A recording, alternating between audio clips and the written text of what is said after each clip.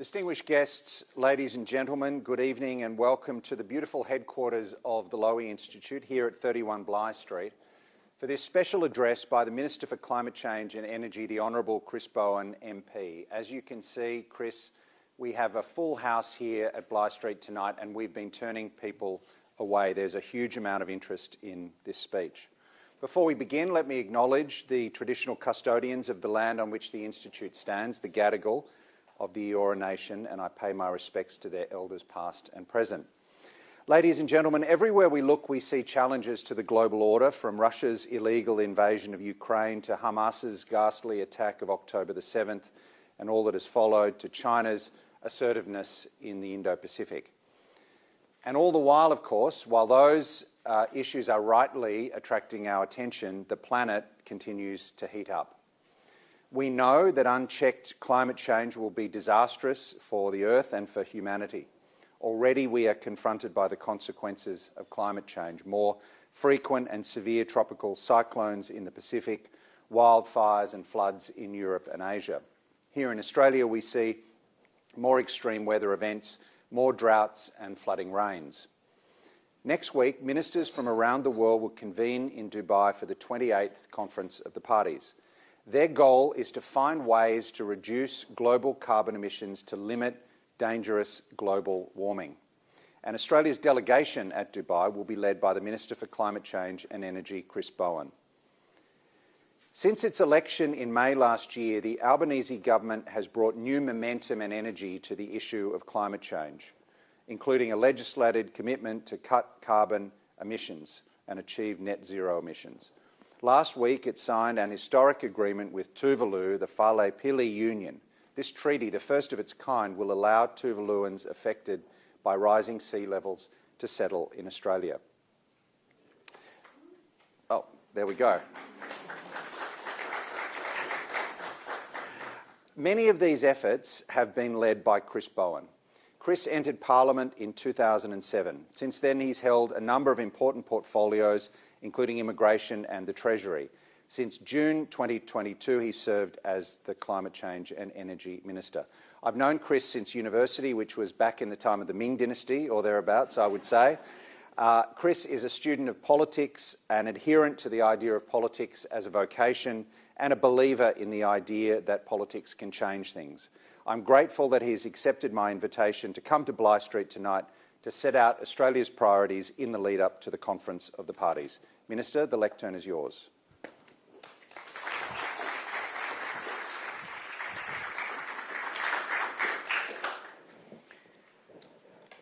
As we gather tonight on Gadigal land and acknowledge the elders of our First Peoples, let us also acknowledge a fundamental truth that our First Nations people, who enjoy such a rich and meaningful connection with their country, have much to lose from unchecked climate change. But there's another truth as well. That is that this energy transition can be one of the elements of closing the gap of Indigenous disadvantage in our country. I've been thinking a lot about this in recent weeks as we consider the way forward for reconciliation in our country. I recently received a visit from a delegation of Canadian First Peoples. Did you know that in Canada, fully 20% of renewable energy initiatives are in First Nations ownership, providing income and employment for Canadian First Peoples? I've been discussing this with my Canadian counterpart and friend Stephen Gabot and with our own First Nations Clean Energy Network, which our government established. In so many ways, getting this energy transition right is the key to our country's economic prosperity. But I think getting First Nations involvement right in renewable energy can play a big role in the future economic health of Australia's Indigenous peoples. Well, it's a great pleasure to be here tonight. It's far from my first speech to the Lowy Institute, but it does happen to be my first as Minister for Climate Change and Energy. Michael, thank you for your invitation to address the Institute. Ever since we met as Sydney University students 30 years ago, Michael's been a good friend. He was a deep thinker then, and he's one of our country's leading thinkers today. And for the past 20 years, the Lowy Institute has admirably shaped major conversations around foreign policy, Australia's place in the world, driving bipartisan and thought-provoking analysis. So congratulations to Lowy Institute on your 20-year milestone. We came to government with a big agenda: to drive the domestic energy transformation, to lift our climate ambition and put the nation on a new trajectory, to provide new leadership at home and abroad, to turn our country's climate policy from an international embarrassment into a means of international engagement, to capitalise on the best comparative advantage our country has ever been gifted, and to make our country a renewable energy superpower. We've made a good start, but the job is far from over. I'm pleased with the progress we've made so far, but far from satisfied. In the first weeks of the Albanese government, the Prime Minister and I wrote to the UNFCCC with Australia's updated NDC and 2030 target, a lift from 26 to 28% up to 43%. We were joined at that signing ceremony by representatives of the business community, the trade union movement, energy users, energy generators, manufacturers and climate groups. Sure, this was symbolism, but it was important symbolism. I think it sent several messages. That the broad swathe of Australians wanted the climate wars to end. That not only had the government of Australia changed, but Australia had changed. And that we are all in on action on climate change. Business, unions, climate groups, all in. The makers and users of energy united on working on this most important economic transition. United as we must be. Now, much has happened since, and I won't be detaining you tonight with a detailed summary of our climate policy achievements over the last 18 months, but it's been a very busy period. My friend James Shaw, the outgoing New Zealand Minister for Climate Change, was kind enough to recently observe, in his opinion, that the Albanese government did more in its first 12 months on climate policy than the Ardern government did in 5 years. This includes the passage of the Climate Change Act, enshrining our targets into law to send a message to renewable energy investors around the world that we are a stable and welcoming policy environment. The Act also enshrined the annual climate change statement to Parliament, and I'll be making the second such statement next week, updating the Parliament and the nation on progress, obstacles and the way forward in an open and transparent manner, being straight about the challenges as well as the opportunities. And we've reformed the safeguard mechanism, delivering real and meaningful emissions reductions from our industrial sector in a way which encourages ongoing industrial and economic resilience in Australia. I've been pleased that since we passed those reforms, major industrial powerhouses committed to decarbonisation. Orica and BlueScope have announced investments in Australian manufacturing worth billions of dollars and have cited the policy certainty created by our reforms as essential for making those investments. The key to our targets and policies, and that each one, as far as I'm concerned, that we consider has to meet, is a twin test. They must be ambitious and achievable. We need to stretch our country's efforts, but this ambition needs to be considered in the context of a deep understanding of our economic strengths, challenges and opportunities. And our current targets are not without challenges. That's because they're ambitious. They are meant to stretch. But they're ambitious with enormous dividends. Cleaner, cheaper, more reliable energy into the domestic grid, capitalising on the jobs and investment inherent in the net zero transformation, delivering real emissions reductions for future generations at home and abroad. And of course, the case for urgency and action is strong. In 2023, Australia has already seen devastating bushfires across multiple states before we even hit summer. In Queensland, more homes have already burnt in the state this year than during the 2019-2020 Black Summer. In southern Queensland, October brought the third highest number of daytime hotspots seen this century, trends detected by heat-sensing satellites that show fire activity. And at the peak of these fires did not ease at night. 5 times more nighttime hotspots than average have been detected compared to previous Octobers.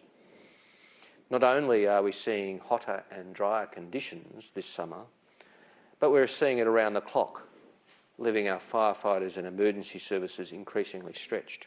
And this mirrors, of course, what we're seeing globally. Last week, the medical journal The Lancet issued their 8th countdown report monitoring the impacts of climate change on health and productivity. 2023 witnessed the world seeing the highest global temperatures in over 100,000 years and heat records that were broken in all continents through 2022. Adults older than 65 and infants younger than 1 year for whom extreme heat can be particularly life-threatening are now exposed to twice as many heatwave days as they would have experienced in the period 1986 to 2005. We can't ignore these realities, and indeed we need to stay the course both domestically and internationally. So with this in mind, tonight I want to discuss our international climate position 18 months into government, including our domestic agenda, which is critical to establishing credibility and ensuring Australians benefit from the net zero transition, establishing our nation as a renewable energy superpower, and the international climate reset we've seen since we were elected. We'll also give an update on some of the key issues leading into COP28 for Australia. One of the key pillars of our energy plan is, of course, the target of 82% renewables by 2030, up from around 33% when we came to government. This is no small challenge. It'll see us almost triple the share of renewables in our grid. It requires growing and modernising our transmission and distribution infrastructure, a considerable undertaking in the vast nation of large distances like Australia. And despite what some detractors may say, it's actually in line with like-minded countries and with global trends. The International Energy Agency's latest renewable energy analysis shows global renewable capacity is expected to increase by almost 2,400 gigawatts. That's almost 75% between 2022 and 2027. In 2023, global investment in solar power is set to eclipse oil investment for the first time ever. Renewable energy capacity in the United States is forecast to increase 75%, or over 280 gigawatts from 2022 to 2027, in line with their target of 100% carbon pollution-free electricity by 2035. Canada's aim is 90% renewable and zero emissions energy by 2030 and 100% by 2035. Ireland's National Development Plan increased the targeted share of renewables in electricity consumption to 80% by 2030. And in Italy, the Ministry of Ecological Transition has proposed increasing the share of renewable electricity to 72%. Germany raised its 2030 target from 65% to 80% and accelerated the pace of solar PV and wind expansion by 2030. So the point I'm making is that our plans are ambitious but in line with global trends, and it's critical that we maintain the course. It's critical for costs, critical for reliability, and critical for energy security. 82% will deliver cheaper, cleaner, more reliable energy for Australians. We know renewable energy is cheaper. Australians with solar panels know that. Australian households are saving up to 57% on their energy bills if they have rooftop solar installed. They're also cleaner, critical to achieving our emissions reduction task. But increasing renewables in our grid is also vital for reliability and for energy security. In 2022, Australia's coal-fired power fleet suffered thousands of hours of forced outages, leaving the grid short of forecast coal generation capacity for nearly a quarter of the year. Expert analysis of coal plant performance finds that the units are collectively unavailable for a much longer period or volume of energy than was the case several years ago. Now, this isn't a political view, it's a practical reality and reinforces the urgency of the transition to renewables. The importance of our plan to get to 82% for affordability, for cleaner energy and for reliability. The other overlooked fact about renewable energy is that it provides us with a strategic advantage when it comes to energy security. We have an abundance of wind and solar resources, enough to power our economy several times over. We receive 58 million petajoules of solar radiation a year, 10,000 times more than we need. The ongoing geopolitical circumstances just reinforce the view that these resources are important. The COVID-19 pandemic reminded us of the need to ensure protection against vulnerable global supply chains. The war in Ukraine has had a devastating impact on energy security, with much of Europe held ransom to the supply of resources from Russia. And we have seen how this European energy supply crisis has cascaded across the world, highlighting the flaws in energy security reliant on concentrated fossil fuel supply chains. But there's no geopolitical crisis which can stop the flow of sunshine to our land or can stop the wind blowing on or off our shore. Last month, the International Energy Agency released the 2023 World Energy Outlook, with energy security as a central theme. As the report says, the Russian invasion has shown, and I quote, Domestically produced clean energy can clearly be an asset at times of geopolitical stress. And there's no nation better set up to take advantage of this than Australia. Of course, a reliable renewable system must be buttressed with robust storage, transmission and, where possible, sovereign domestic manufacturing of the key elements of the renewable supply chain. And that's exactly what our policies are designed to achieve. Reducing reliance on and exposure to international fossil fuel headwinds is good for domestic energy security, and our plans to transform our energy grid to 82% renewable energy is essential for both this and energy reliability. Secondly, setting our nation up as a renewable energy superpower will be critical to our continued future as a reliable energy supplier to the world, and as a key driver to our domestic and international conversations. Properly managed, this is a win-win. Our domestic decarbonisation efforts are important, but they pale in comparison to the emissions reduction achieved if we're able to harness and export our renewable energy to help countries who don't have the abundant renewable resources that we have.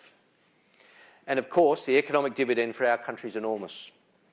Across green hydrogen and ammonia, green metals, refined critical minerals and clean technology manufacturing, including battery and supply chains. Our fundamental comparative advantage in the future is our renewable energy potential. Our tremendous solar radiation and wind resources can provide the basis for industries powered by cleaner, cheaper energy. Our 82% target is critical to laying down the foundations of our superpower plan. But it doesn't stop with 82%, which is why we're developing our sectoral plans to set us on the journey to net zero emissions. These are critical to our renewable superpower ambitions for two reasons, underpinned by a basic reciprocity. One, we know that we need to mobilise and attract significant global capital to achieve these ambitions, and having a clearly articulated plan for the transition is no longer optional, but a baseline expectation of capital markets. Two, we will achieve both goals, net zero emissions and the development of new export opportunities, far more efficiently by working on shared challenges with our trading partners. Just as our historically prosperous industries have developed through the exchange of capital and knowledge between Australia and our trading partners, so too will new clean energy industries be built in partnership with these countries, with Australians benefiting from the upside of jobs and investment that this will generate. Whether this is INEOS's investment in renewable hydrogen in Queensland or POSCO's plans to invest massive amounts in renewable hydrogen and green iron production in the Pilbara, these international partnerships will underpin our shared domestic and regional prosperity as the world decarbonises. We continue to work with the United States through our historic Climate, Critical Minerals and Clean Energy Transformation Compact to harness the opportunities for Australia. The agreement between President Biden and Prime Minister Albanese to make climate and clean energy the third pillar of the alliance was no small thing.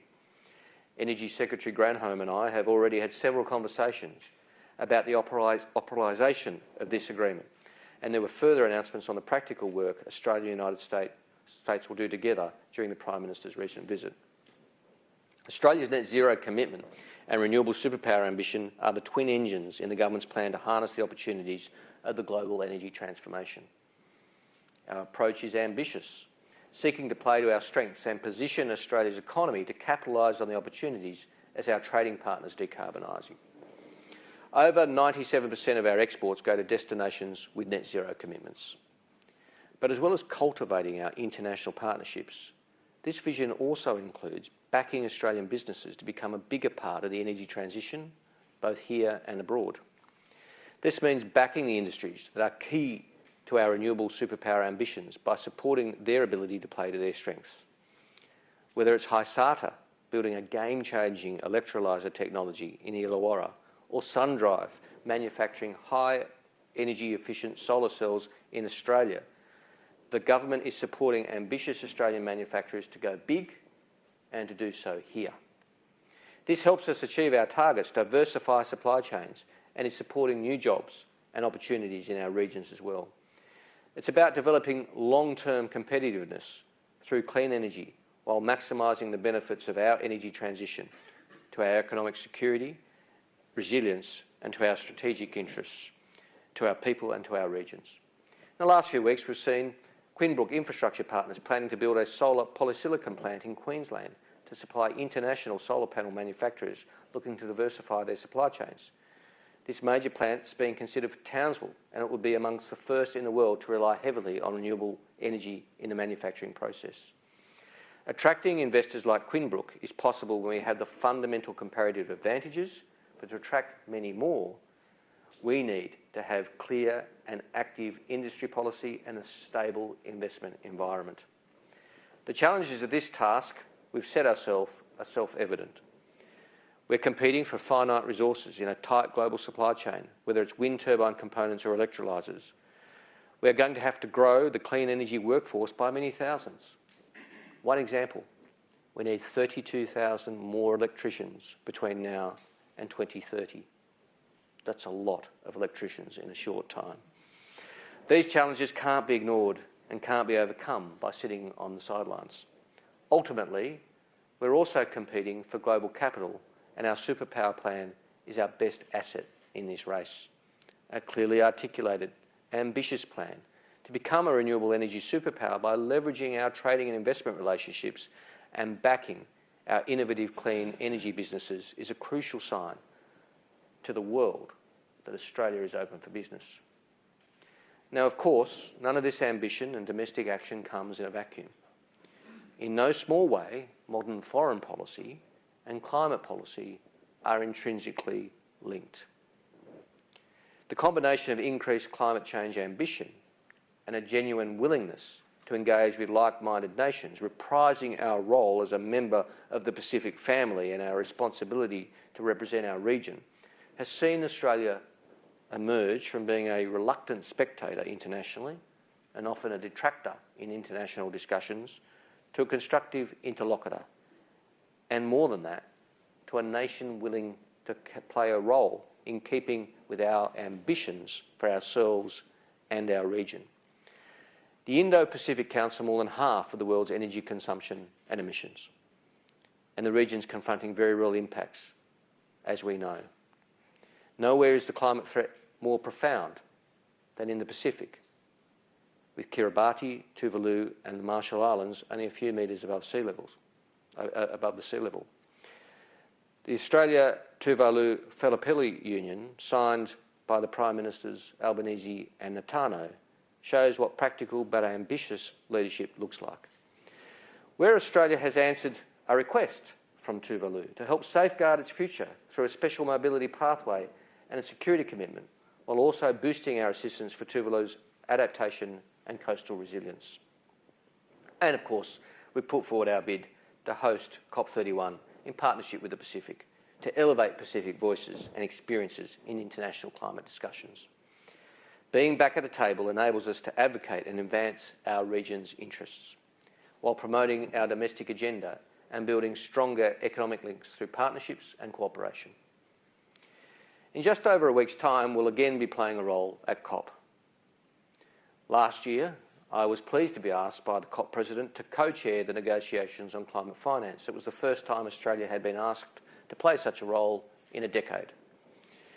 Having not been asked to play such a role in 10 years, we've now been asked twice in a row. The COP President, Dr Sultan Al-Jaber, has asked Australia to co-chair the discussions on adaptation, and I've asked my friend and colleague, Assistant Minister Jenny McAllister, to undertake this role, and she'll do it very well. Now, it's fair to say that some have become disillusioned, not only about the role of COP, but about the ability of multilateral forums to progress substantial change. And I understand. For example, in July, I travelled to India to represent Australia in both the Energy and Environment G20 ministerials. Fine and flowery speeches in the plenary sessions were not backed up with ambition and intent behind closed doors negotiations.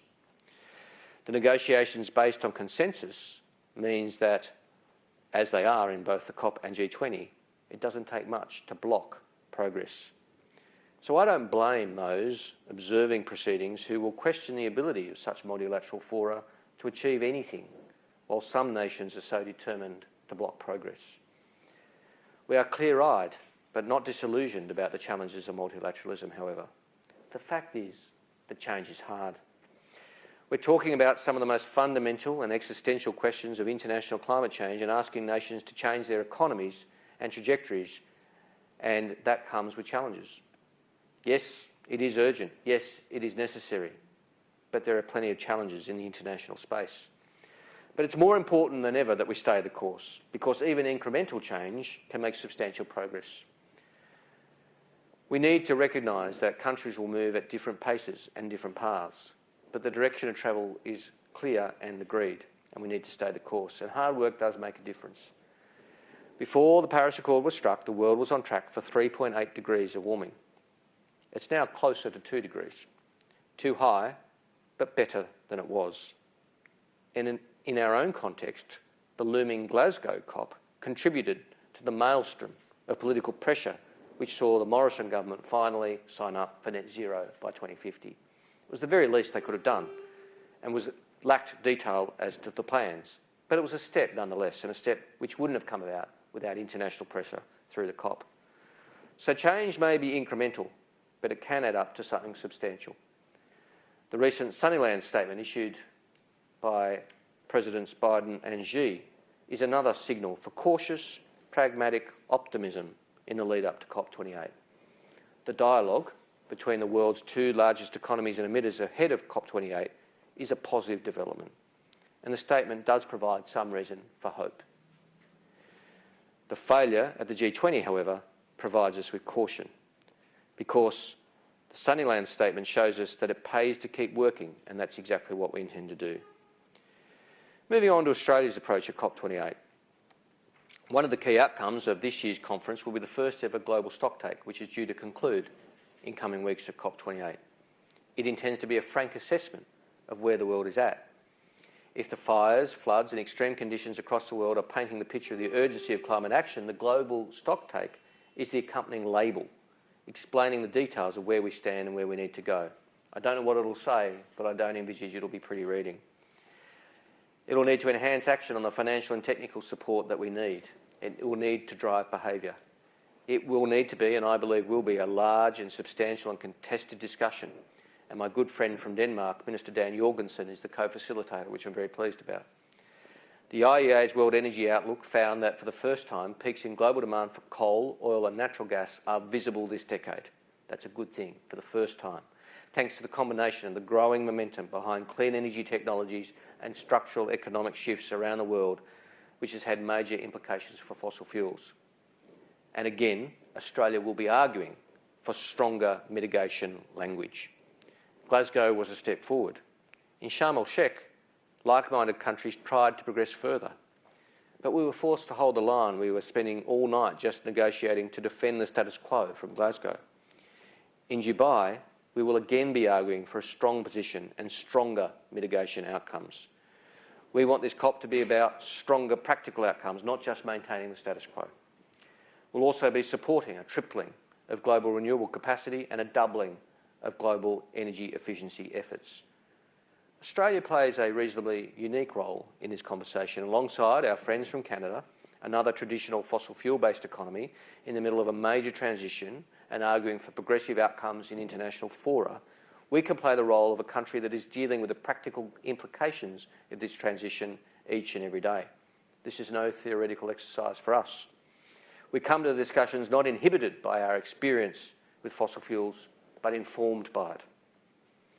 We come to the discussion as a nation fully seized by the opportunities of renewable energy as well. That's why our stance shouldn't be underestimated. We know the challenges, we know how hard it can be, but we come to the table with some credibility because we also know the opportunities and the imperative of action.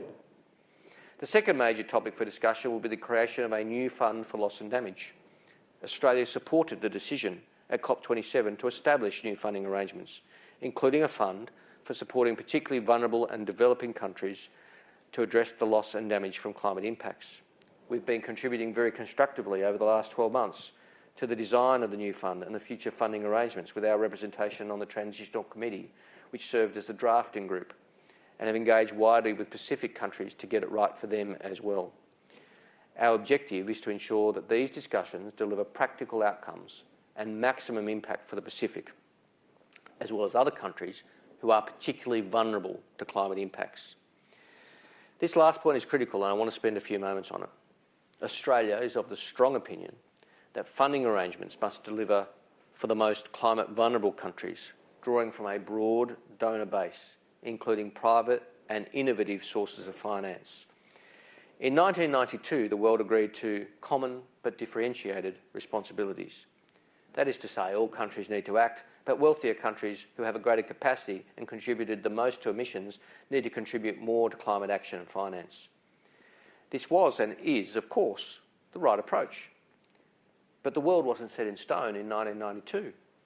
Just because a country wasn't wealthy or wasn't a major emitter in 1992 doesn't mean the same is necessarily the case 30 years later. Nor should the contributions of countries be set in stone either. So let me be even clearer. The world has changed a lot since 1992. The list of Annex I countries who are required to make larger contributions to climate finance would not be the same if we were writing it today. The 2015 Paris Agreement recognised that a country's capability and emissions evolve over time, and of course they do. It makes clear that our respective responsibilities should be seen in the light of these different national circumstances. And it's time to have that discussion in a serious way. Arguing that climate finance should come from as a broader donor base as possible is about maximising the flow of funds to help the developing world deal with climate change, which is ultimately in all our interests. And just as I argued in the international edition of The Guardian with my friends, the then New Zealand Minister James Shaw and the Canadian Minister Stephen Gabot, Australia will continue to argue for a sea change in the way multilateral development banks treat climate finance, with a view to leveraging multiples more of private and public investment in mitigation and adaptation. Our position at the COP comes on the back of Australia's announcement that we will rejoin the Green Climate Fund, with a modest contribution to be announced before the end of the year. We'll also contribute to the new Pacific Resilience Facility, a Pacific-built trust fund that will be established to invest in small-scale climate and disaster-resilient projects. Australia focused on delivering practical assistance to the region, delivering target funding to areas of need. That's why we've taken the road we have with our substantial contribution to the Pacific Resilience Fund.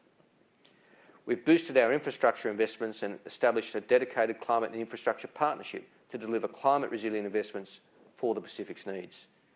And we're now on track to deliver $3 billion towards the global climate finance goal, $1 billion more than Australia's previous commitment. We've taken on board feedback from our partners in the Pacific on the best ways to direct climate finance efforts and ensure all elements of our efforts deliver directly for Pacific priorities. And we'll continue with this lens as discussions about financing continue. So friends, keep 1.5 alive was the rallying call for the Glasgow COP. We shouldn't forget it at this coming COP. That's why Australia will be supportive of strong COP outcomes. Every element, every increment of a degree over 1.5 degrees of warming makes a huge difference to our planet and to the health of our people. Since May 2022, we've been restoring Australia's climate leadership at home and abroad. That's the approach we'll continue to take in Dubai in coming weeks and beyond. It's in the best interest of our country, of our region and our planet. The stakes are high, but so is our determination. Thank you very much.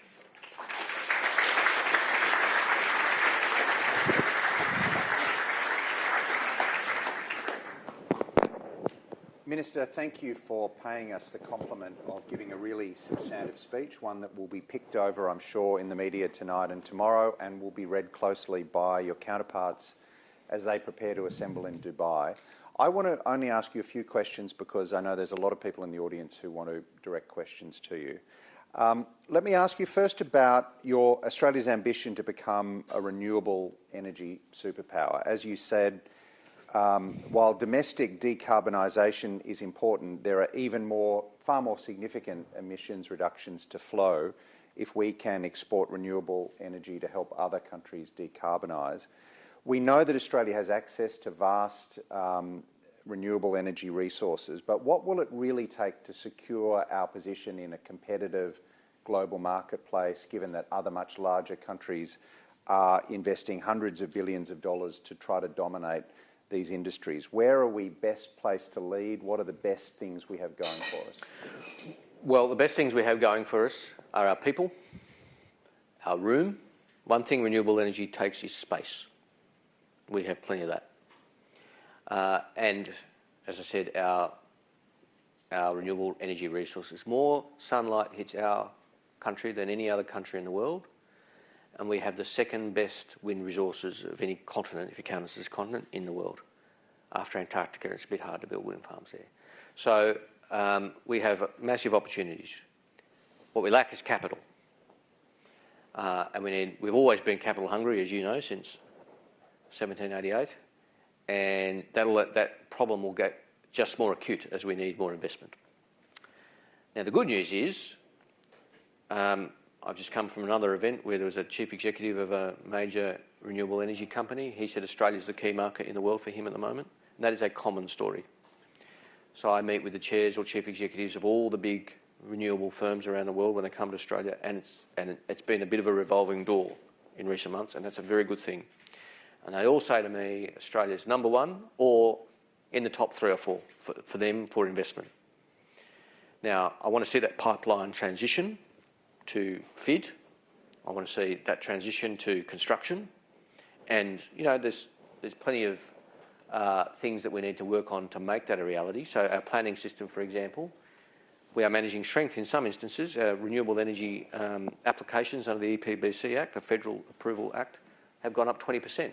That's a good thing. It means the department is grappling with the workload, which we need to deal with, but it's managing strength. So I really think it's, Michael, taking our natural advantages and translating that to a stable and welcoming policy environment, which we are doing and we need to do more of, and continue, it's the ever-receding finishing line, and to take what is, as I said, as I referred to or intimated there, we've been in search of comparative advantage, you know, since all through modern history.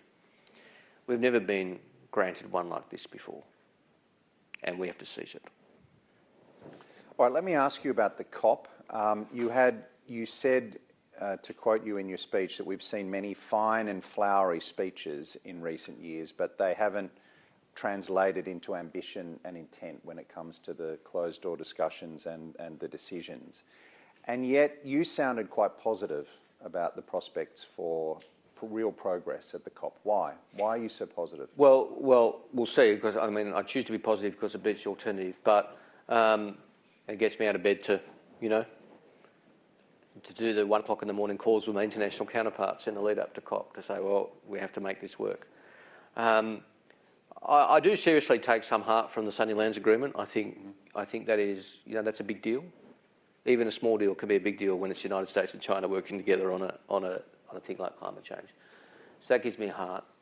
But it will be hard. The G20 was very hard work, and my point about fine and flowery speeches is one I made in the plenary session, and I took an Australian perspective to say, you know, we're going around the room of all the ministers giving our G20 contributions, and they're all saying, you know, how important it is that we all come together and act. And I said, this is all very well, but your negotiators downstairs are blocking progress. You can't give a flowery speech up here and instruct your negotiators to block progress downstairs. My friend, the Canadian minister sitting next to me, went after me and said, I can't be as blunt as Australia, but I agree with him. You know, that's the sort of, in an environment where the geopolitical environment has gotten worse since the last COP. I mean, last COP we were dealing with Ukraine, and now we're obviously dealing with the Middle East as well. So the geopolitical, just general vibe has made those discussions harder. I will say one of the reasons I have some confidence is that the COP president, Sultan Al-Jaber, is doing a good job. I know his appointment was controversial, and I know not everybody saw it that way, but I call it as I see it. And he's constantly on the phone to me. He's constantly sending text messages. How can we work on this issue? What do you suggest we do about that? How can we work the Pacific on this? That's a very active COP president, and he really wants a good outcome. So he'll be working very hard, and we'll be giving whatever support we can in leading the discussions for a good outcome. And we'll see. Look, it might not work, but we can leave nothing on the field. All right. Finally, let me ask you about loss and damage and differentiated responsibilities, because you used some very interesting language today. You said the world wasn't set in stone in 1992. The world has changed. And so the list of countries who receive contributions to assist in combating climate change and those who make contributions are not set in stone either. You said it's time to have a discussion about changing responsibilities. Tell us a little bit more about that. Are you talking about countries like China, Saudi Arabia, Brazil? These are the kinds of countries. How big a deal is this? How important is this? I think it's an important conversation. You can go through the list of countries who were poor in 1992 and are not poor now.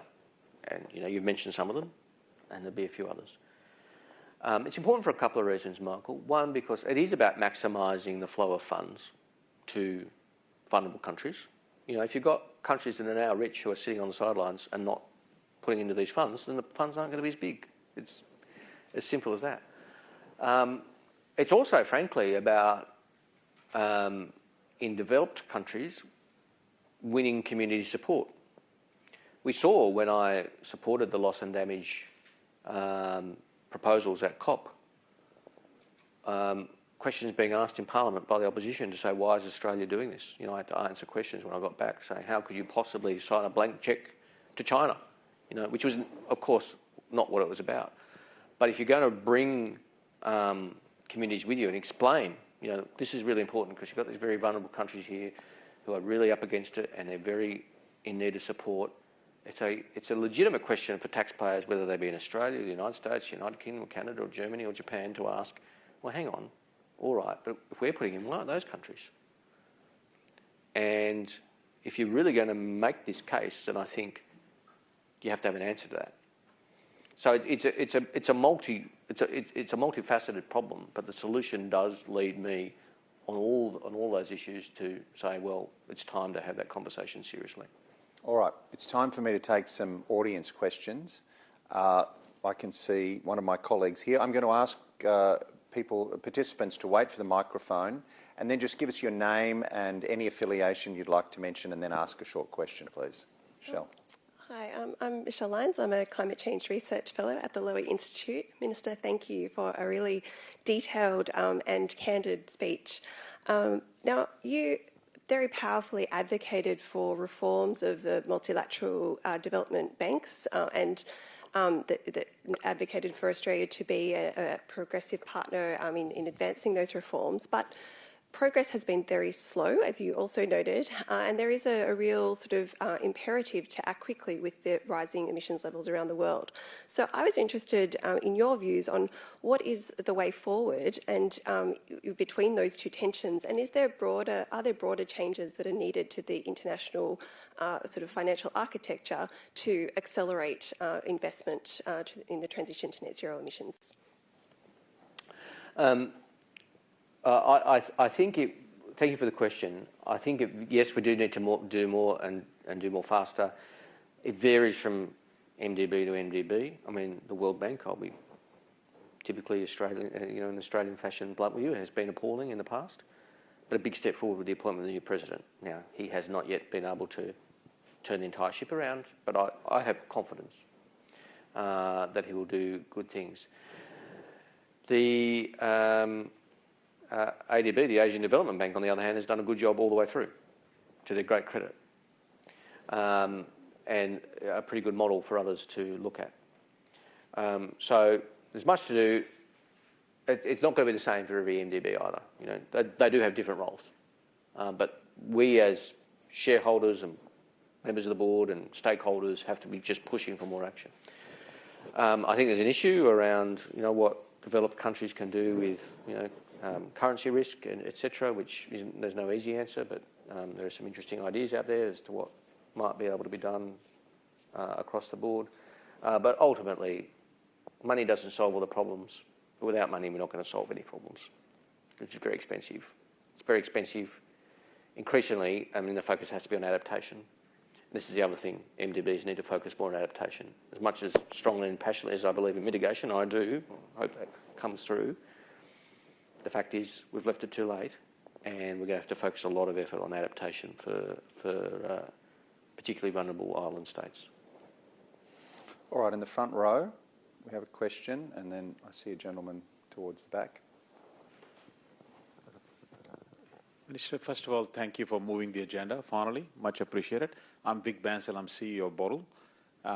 One of the things I'm really keen to hear is CBAM on the agenda at COP, or is it all countries looking at it separately? Just love to hear your views, please. Well, the answer is, Vic, that all countries are looking at it separately. It's not a COP matter. It may come up in bilateral conversations. The only place where it really does get discussed in a multilateral or a semi-multilateral forum is the Climate Club, which we joined recently, which is not about a common sort of approach, but is about trying to get complementary approaches. As you know, we are looking at this issue in Australia. I've begun that process. Now that we have a decent climate and carbon policy in Australia with the safeguards reforms, it's time to look at carbon leakage. There was no point looking at it in the past. Now that we actually have a decent policy, it's time to look at how we best avoid leakage. CBAM is a very strong contender in that conversation.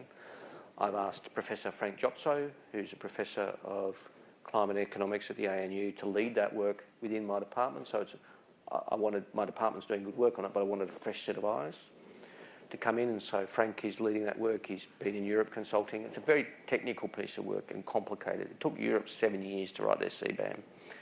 I don't want to particularly take that long, but nor am I going to rush, because it is a highly technical piece of work, and the implications of getting it wrong are significant. So we'll get it right, but it's a matter for Australia. It's not a matter that gets discussed in multilateral fora. Thank you. I saw a gentleman, yes, with his hand up in the aisle. Hello, Minister Peter Hannam from The Guardian, and look forward to the next commentary from you, perhaps with a nice big exclusive embedded for The Guardian. Anyway, always be selling. Always be selling. Yeah, can't help it. I was just wondering, you mentioned that it's important for economies to change and trajectories to change. I'm just wondering, at COP, how difficult is it for Australia, if you like, to cajole other countries to change course if we're going to continue to approve new gas and coal projects? And look, a second question, you probably won't want to comment on the Origin takeover, but if it does fall over this week, what role would you like to see super funds play, given that we have such a huge resource base in that energy transition? Thanks. Thank you, Peter. On the first question, I mean, we can talk about coal and gas and its role, and I spoke about that in a speech in Perth last week, for example. I mean, we're going to get to 82% renewables, which is a big lift, but that still leaves 18% fossil fuels in our grid, and gas use is coming down, and gas supply is coming down faster, i.e. we have a shortfall in 2026-27. And if you're going to deal with that shortfall, you're going to need to fill the gap. Right? So it's a very important part of the transition. And gas, as you know, is a flexible fuel. So it's pretty fundamental to underpinning renewable energy, because you can turn a gas-fired power station off and on with 2 minutes' notice. That's pretty handy for Daniel Westerman and AEMO in an 82% grid. You can't do that with coal, and you can't do that with nuclear. And therefore, you need to ensure supply of gas to those gas-fired power stations. And at the moment, we have a problem in 2026, 2027, which needs to be filled. Your question about how it plays in international fields, I've got to say, it's a very important debate and argument. No other country raises it in my discussions. Obviously, the Pacific has, that they have a well-known position. But when I go and meet with Germany or Japan or anybody else, they are all dealing with very similar issues. Australia's credibility in the international discussions is very, very, very high, because they see what we're doing and dealing with. I don't see it in the same frame that you put it forward in. In terms of you're right, obviously I can't comment on the Origin takeover, other than to say I welcome, as I've said, all foreign investment in renewable energy in Australia that's properly constructed.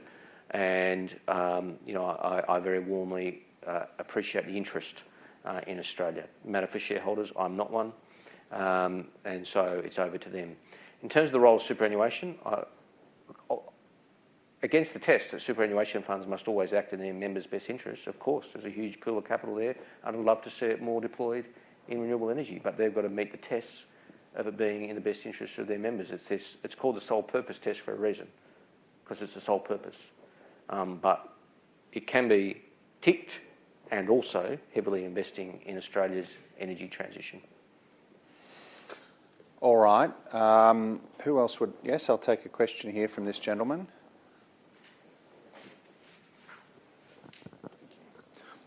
Thank you, Minister Bowen.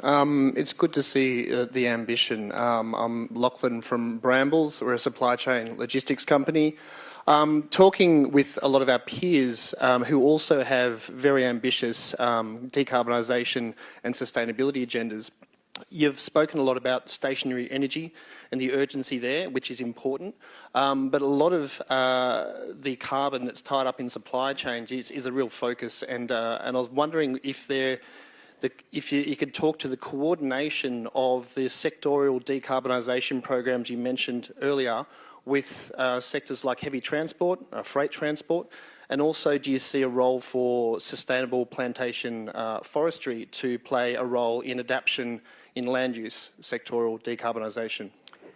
So thank you. So we are writing 6 sectoral plans. I'm the co-author of all of them. So I write them in conjunction with the relevant minister. So the industry plan is me and Ed Husick, the transport plan is me and Catherine King, the resources plan is me and Madeline King, etc.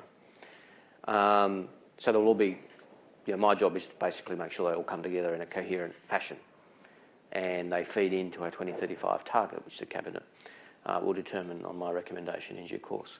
They're all important because they really were suggested to me by investors to say, we need to know what the government thinks is the pathway in each sector. And I sort of tested that a bit with the investors and say, well, you're the guys investing hundreds of millions of dollars, surely you know. And they said, yeah, but we really want to know what you think so that that helps us guide. So that's where the sector plans came from. And they're all important. They will deal with some of the harder edge sectors. So, for example, transport, you mentioned, you're pretty right. Light vehicles, we know what to do, basically. We've cut the taxes on electric vehicles. It's seen EV sales move from 2% when we came to office to closer to 9% today. That's good. Not yet good enough, but good. Pretty big jump in 18 months. We're going to do fuel efficiency standards. That's important. Heavy vehicles is a more complicated nut to crack. Has to be cracked, but not as simple as equation as. I mean, I don't want you to think that light vehicles is simple, but it's simpler than heavy vehicles. The right mix between electric and hydrogen, the right incentives, the right balance to strike. So that's where the sector plan will really nut some of those issues through. And after heavy consultation, work with the sector. You talked about plantations. Well, one of the issues is that clearly biofuels are going to play a bigger role in some form, not just in transport, but in industry. And how do we ensure feedstock is something that we need to continue to consider and work with the sector on. We have lots of feedstock in Australia, but true decarbonisation requires a lot of feedstock as well. So they're the sorts of issues that the sector plans would look at, yes. In the second row, another of my colleagues from the Lowy Institute. Thank you.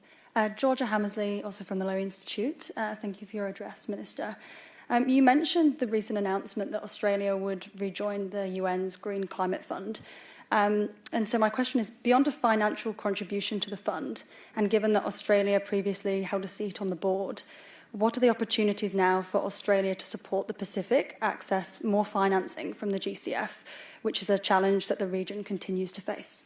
It's a great question, Georgia. And I've got to say the decision to rejoin the Green Climate Fund was not a no-brainer. It might appear a no-brainer, but when we were considering it, it was not a simple, 90-10 judgment call. It was much closer to a 60-40 judgment call. Because the Green Climate Fund has not done a good job for the Pacific. And so, therefore, it's a very genuine question to say, well, why would we rejoin if it's not doing a good job in the region that we are so focused on? I actually consulted with Pacific ministers before making the decision. Pacific climate ministers. We've got to make a decision about the Green Climate Fund. Should we rejoin or not? It was a finely balanced piece of advice from them too. On balance, the request from them was, please rejoin to try and get a seat at the table, to try and make them better. And that had a lot of weight with me and with Minister Wong and with the Cabinet. And the problems that the Pacific have, they say that the Green Climate Fund is very difficult to navigate, very difficult to comply with their onerous sort of paperwork, etc. Now, we are talking about very big amounts of money, and there's always going to be requirements on transparency and accountability. Everybody accepts that. But it's just not working. It hasn't been working for the Pacific. So we've rejoined with a view to taking a step back in. They know the Green Climate Fund. I mean, I had a Teams meeting with the Executive Director of the Green Climate Fund, and at the point where I could say, I do not know whether we're going to rejoin or not. But I'm telling you, the one thing holding us back is your lack of progress in the Pacific. So I couldn't have been franker. And she outlined all their plans for the Pacific and how they try and lift their game, and they know it's an issue. And again, that had some weight with us as well. And I said to her, if we rejoin, this is not going to be the last conversation we have about the Pacific. Now, again, they're trying. I know it's complicated, but that was the sort of thought process that we went through. We also took the decision, as I said, to fund the Pacific Resilience Facility because that is direct support for the region we are most focused on, and we know it will go directly to them. And so that is where our effort is focused in the shorter term. But we want to be back at the table of the Green Climate Fund to at least be a participant in the conversation about how they interact with the Pacific. As you know, Minister, there was also a very fine Lowy Institute paper arguing that on balance, Australia should... I should have mentioned it. I did read it during the considerations, and it did have some bearing on those considerations. Yeah, I think we've proved our policy impact. Thank you, Minister. All right. Yes, I'll take a question from the lady there with a hand up. Sally Torgerman, KPMG. Minister, thank you for your refreshing comments. I think it's really insightful just how much you have to cover in this portfolio. And just to take your leave on being blunt, with only 3 renewable projects reaching financial close this year, it's probably fair to say that's not our best year yet, despite all the good work being done. Many challenges being raised, being supply chain, one of them, of course, but obviously the one that's really hurting this year is the increased cost of CapEx. What role do you see investors playing in, for example, dealing with it, in addition to perhaps playing a role in some of the climate funds like the UN that you have suggested? Given the climate? Thank you for the question, and if I understand it correctly, and tell me if I've got it wrong, and I get to the answer if I've misunderstood your question. But look, we've got work to do. I mean, I choose to be optimistic because, as I said in an earlier context, it beats the alternative. There are good things happening. So we have 3.4 gigawatts more going into this summer than we had available going into last summer. That's no small thing. AEMO's connections approvals in the last financial year were 6.8 gigawatts compared to 4.2 the financial year before. That's a big lift. And the pipeline is there, as you know. When we were talking about all the renewable energy investors who are looking at Australia, they've got a big pipeline. What I want to see is that develop into FID, which is where, at the moment, we haven't seen that much of it. Now, they all tell me they're sticking with it and they are moving to FID, and, over the next 2 years we'll see improvements, but I want to see more of those. Now, again, what we can do, we can help de-risk. In a competitive global environment, de-risking is very powerful. That's what the Capacity Investment Scheme is designed to do and does. It is by very definition, I won't bore those who aren't interested in the finer details of it with how it works, but it basically says come and invest in Australia in renewable energy and we will give you a guarantee about how you're going to go. And it's been quite successful. Tomorrow I'll be making further announcements about the New South Wales element of the Capacity Investment Scheme, and we're talking big megawatts. And there's more work for the Capacity Investment Scheme to do. And again, and both at all levels of government too, have to think about how quickly we're moving and how we can facilitate. I mentioned the EPBC, a 20% increase. Good problem to be managing, but a problem in some senses. And similar with AEMO. We gave AEMO $3 million more for their connection because they have to prove the sort of electrical connections as opposed to environmental approvals. And it is getting connections through faster. So that's a bit of a model as to what more we might be able to do to get more of that very encouraging pipeline through to final investment decision. Chris, I'm going to ask you the last question. You mentioned the climate wars in your speech. The climate wars didn't paint Australia in a good light. They didn't deliver a predictable policy framework that would encourage business investment. According to Lowy Institute polling, for the past 6 years, a clear majority of Australians have said that climate change is a serious and pressing problem. So I think most Australians want to believe that the climate wars are behind us. Can you give us some confidence and some reason for optimism for believing that? I wish I could give you more optimism on this particular matter, Michael, I really do. And you're tempting me to be partisan, and I've tried pretty hard to be post-partisan tonight with one small breakout in my speech. But the climate wars, I think, are in retreat, but they're not yet over. The climate wars in the public are over. You know, there's around 10% of the community who are climate change deniers. With all due respect to that view, I'm not going to convince anyone. If you're a climate change denier in 2023, maybe I can be relatively persuasive on a good day, but I'm not going to convince you now. So that part of the climate war is not over in terms of they are very loud, particularly on social media. But it's 10%, roughly, all the polls showed, maximum 15. And then you've got climate activists who are very passionate, and I very much welcome that passion. You've got a whole bunch in the middle who believe climate change is real and it should be acted upon, providing it's in the economic best interest of the country. And that's where we focus, frankly, our communications to remind and reassure people that it is in the best interest of the country. It's a moral obligation to future generations, it's a moral obligation to the rest of the world. Even if it wasn't, it would be a smart economic thing to do. That's where we have to focus our public attention to make sure that these people stay engaged in the transition and supportive of it. The problem is, frankly, at the political level, I work very closely with my state and territory colleagues. I've got a meeting in Perth in 2 days' time. The majority of the state ministers are Labor. There's one Liberal and one Green. You would not know who's who if you walked into the room. Like, we're all just getting on with it, getting on the task. So I give due credit, and that was the case in New South Wales under a Liberal government. It's the case with Tasmania. They're just getting on with it. It's not the case federally, to be frank. There is not one piece of climate legislation or climate-related regulation that the federal opposition has supported in the last 18 months. Not one. And so that means we have to do it without them. And frankly, I do not see that changing under current management arrangements in the Liberal Party. I just don't. The Leader of the Opposition, I do not see him changing his spots. Might be different if things were different in the Liberal Party. There is a group in the Liberal Party in 2023 who are climate change deniers. They're very active. They don't, I suppose, to their credit, they don't hide it. They're prolific. You've got Senator Rennick. He's a senator of Australia who denies the climate science prolifically every day on social media. The member for Flynn is similar. Senator Canavan. There's enough of them to effectively veto progressive climate policy in the alternative government of Australia.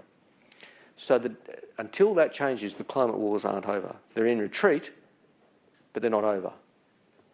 And frankly, they are an increasingly irrelevant group, but they're still there. So we've passed all the legislation, we've done everything without them. But I've just got to call it as I see it. I can think of no other way to answer your question other than to make that partisan, but I think accurate point. It's not the way in the rest of the world. In the United Kingdom, the Labor Party, the Tory Party and the Liberal Democrats basically have the same climate policy. Labor Party's more ambitious, particularly, in the very recent period, but, the fundamentals are set. I met before the New Zealand election. I was in Wellington. I met with my friend the Minister. I met with the Shadow Minister. The Shadow Minister's position was extraordinarily progressive by Australian standards. So there's no climate change denial that I encountered in the New Zealand government, but I do encounter it in the alternative government in Australia, and frankly, it's gotten worse. It's gotten worse since the May election, in my view. Things have gone backwards in terms of the political engagement of the opposition in the challenge of our time. They're just not engaged at all. Sorry to be so pessimistic about that last point. To be very clear with you, if I thought there was a way of changing that under current management, I would. I would compromise, I would sit down with the opposition, I would say, listen, I've got a certain way of doing things, but I will compromise if it means bipartisanship, because it will send the message to investors, doesn't matter who's in government, nothing's going to change, you can invest here safely. But it's not going to work. If it works one day, I'll be in like Flynn. I'll be, in arguing for a bipartisan position for that certainty. But I see very little prospect of it in the foreseeable future. Well, I'm sorry to drag you back from optimism to pessimism and from the commanding heights of the international economy to Canberra, but I do want to thank you, Chris, for coming tonight, for giving a very meaty speech, for answering our questions. I think nobody is in any doubt that the Minister's in command of his brief, took questions on all manner of issues, and I think everybody wishes the best of luck to you and all the delegates at the COP, in the hope that you and your colleagues come up with meaningful policies and changes that help us to avoid dangerous global responsibility. It's global warming, it's a big responsibility, so thank you for taking it on, and thank you for giving us a preview into Australia's approach at the COP. Thank you, Chris Bowen.